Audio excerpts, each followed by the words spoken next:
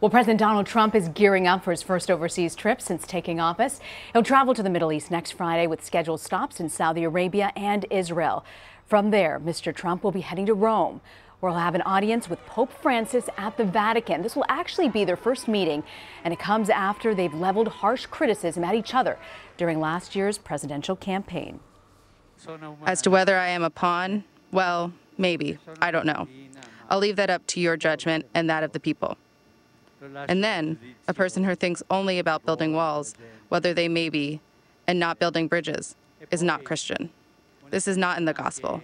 If and when the Vatican is attacked by ISIS, which, as everyone knows, is ISIS's ultimate trophy, I can promise you that the Pope would have only wished and prayed that Donald Trump would have been president. For a religious leader to question a person's faith is disgraceful.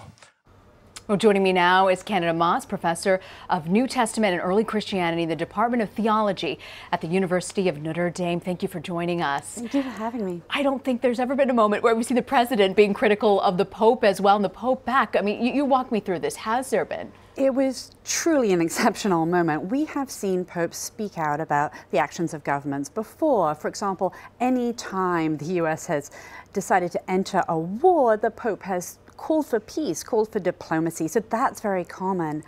But the way that Trump responded, calling him disgraceful, and Pope Francis's repeated exhortations that we should tear down walls, it's clearly very pointed criticism against Trump's policies. So I want to know what you're watching for when this visit happens at the Vatican. I think what's going to be really interesting is, will Pope Francis meet in private with Donald Trump, given that then Trump has proven himself very able to control the narrative after those kinds of things happen. I think Francis is going to want to put immigration at the top of the list of things to discuss, because this is something that the Catholic Church has lobbied for 3 decades now, and it's something that Donald Trump is strongly opposed to. We know that overwhelmingly white Catholics still went in favor of Trump over Hillary Clinton. But when you look at Hispanic Catholics, they were overwhelmingly on the other side of Hillary Clinton. The president is Protestant by birth, but what does that mean for his faith in relation to the Pope, who's Catholic? Well, there are points upon which the Catholic Church and evangelical Protestants do agree, like, say, abortion, the family, issues to do with conservative social norms. But then there are these other issues that affect Catholics in particular, not just immigration, but now increasingly the environment, because Francis has been talking about that. The Catholic Church is less explicitly capitalistic, and so that means that Pope Francis has spoken about the need to care for the poor in ways that have made evangelical Protestants very uncomfortable, because historically Protestants have been much more closely aligned with capitalism and with consumeristic society. The Pope has taken on poverty as a major issue for him. What other issues? You mentioned immigration, but what else do you think that the Catholic Church will be pushing for? Well, I think also refugees. Francis has been talking about this, and when he talks about tearing down walls, he's talking about going to the periphery and caring for refugees. And when he says that, he doesn't mean, as Donald Trump would say, the best. Let's bring the best people. He means let's care for the vulnerable, let's care for children, for old people, for the disabled, people that often get lost in our political discourse.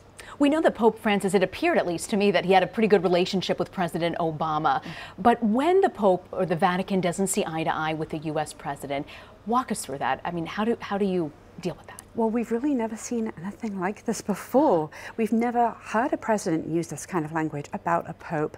And although he was sort of backed into it, Pope Francis's language about someone saying the kinds of things that Donald Trump says, not being a Christian, that's strong language. What they both have a reputation for is speaking off the cuff and speaking their mind. And it's that sense of sincerity that makes them so appealing to their respective fan bases. And it's going to be interesting to see what happens when you get these two men in a room and the shackles are off. Yeah, I never thought of it. You're so right. They both are sort of off the cuff, and that's what many people love about the two of them.